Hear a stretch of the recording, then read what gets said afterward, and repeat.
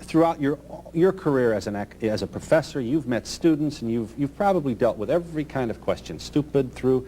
I guess I want to know whether you've ever been tempted to become politically revolutionary. Here's my question.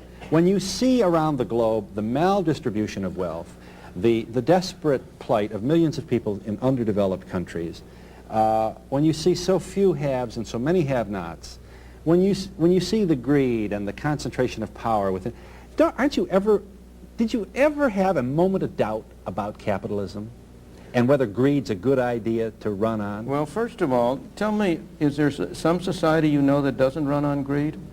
You think Russia doesn't run on greed? You think China doesn't run on greed? What is greed?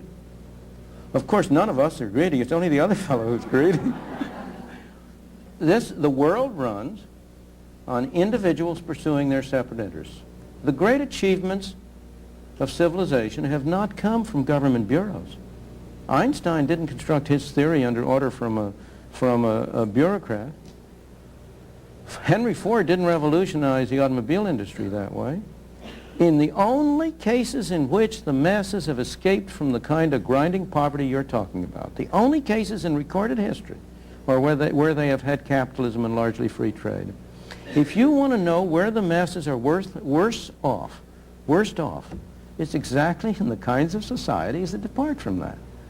So that the record of history is absolutely crystal clear, that there is no alternative way so far discovered of improving the lot of the ordinary people that can hold a candle to the productive activities that are unleashed by a free enterprise system. But it seems to reward not virtue as much as ability to manipulate the system. And what does reward virtue? You think the communist commissar rewards virtue?